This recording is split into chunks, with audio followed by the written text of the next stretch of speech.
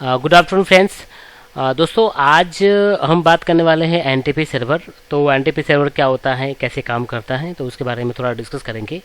तो सबसे पहले प्रैक्टिकल देख लेते हैं, उसके बाद फिर हम थियरी डिस्कस करते हैं। तो सबसे पहले मैंने यहाँ पे एक राउटर लिया, राउटर 2911 सीरीज़ का मैंने ले लिया राउटर। उसके बाद मैंने यहाँ पे एनटीपी सर्वर के लिए एक सर्वर ले लिया, और ये सर्वर जो मैं कनेक्ट करता हूँ राउटर से। ओके, यहाँ पे मैं सबको लेबलिंग करना चाहता हूँ। तो आज का जो मेरा प्रैक्टिकल है वो है how to configure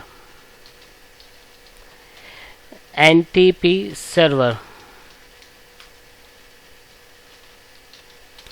in router के अंदर एनटीपी सर्विस या सर्वर कैसे कॉन्फ़िगर करेंगे।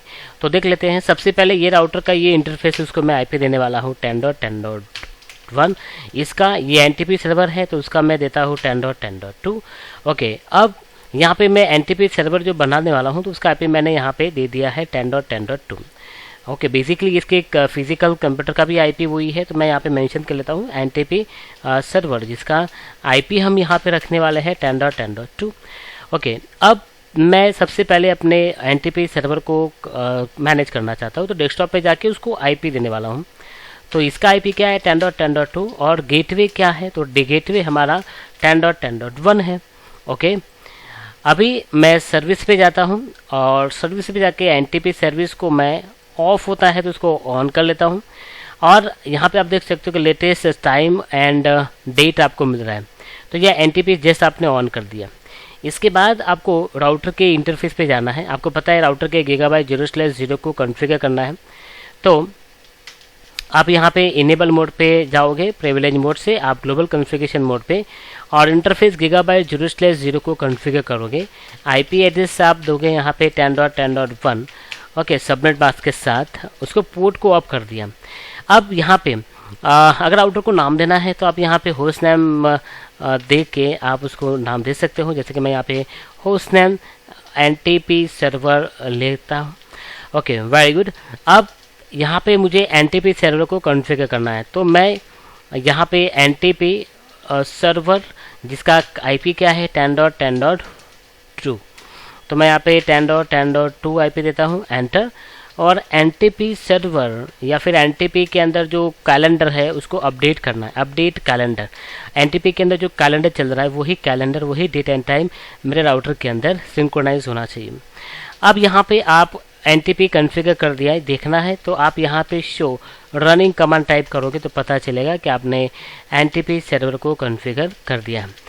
तो ये तो जस्ट मैंने एक एनटीपी सर्वर को कॉन्फ़िगर किया। अभी ये एनटीपी सर्वर जो है ओके वो क्या करेगा, तो आपको आपके राउटर को एक डेट एंड टाइम, आपके राउटर को डेट एंड टाइम प्रोवाइड करेगा।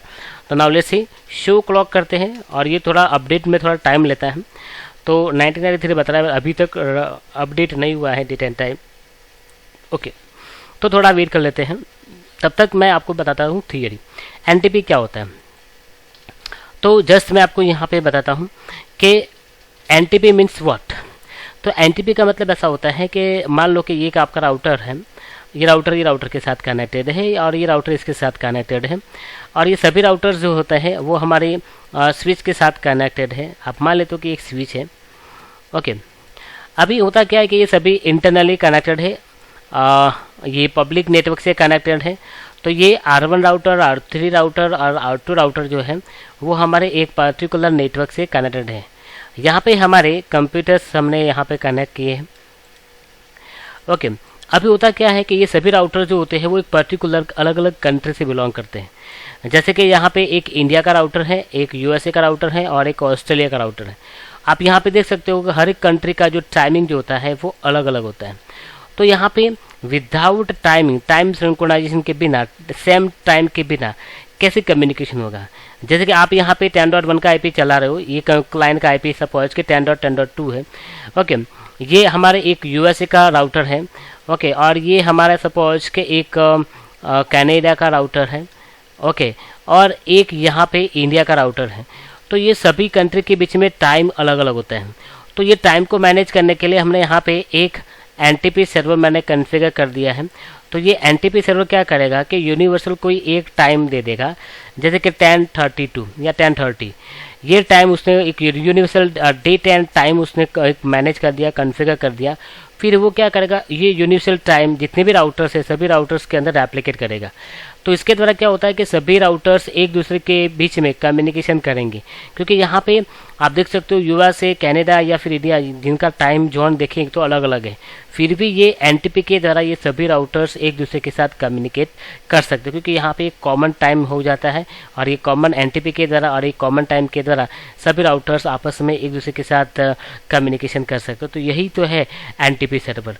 ओके, तो आपने यहाँ पे देखा कि एनटीपी सर्वर को मैंने यहाँ पे कॉन्फ़िगर कर दिया है, और आप यहाँ पे देखो तो जैसे ही मैंने यहाँ पे एनटीपी कॉन्फ़िगर किया, आप यहाँ पे देख सकते हो आज की डेट और आज का टाइमिंग आपको बता रहा है, राइट। तो दोस्तों पहले मैंने ये एनटीपी कॉन्फ़िगर नहीं किया था, तो उस टाइम पे ये टाइम था, और उसके बाद मैंने जब एनटीपी कॉन्फ़िगर कर दिया तो मुझे ये टाइम दिखा रहा है। तो दोस्तों ये था एनटीपी, बहुत ही इंपॉर्टेंट टॉपिक था। ओके, बहुत ही आसानी से मैंने इसको समझा है। और प्लीज़ दोस्तों, अगर ये वीडियो अगर आपको अच्छा लगता है तो प्लीज़ उसको लाइक कीजिए और चैनल को सब्सक्राइब कीजिए। और ऐसे नीडेड स्टूडेंट्स हैं जिनको आईटी में एजुकेशन चाहिए, तो प्लीज़ आप उसको ये चैनल को लिंक भेजिए, उसको फॉरवर्ड कीजिए।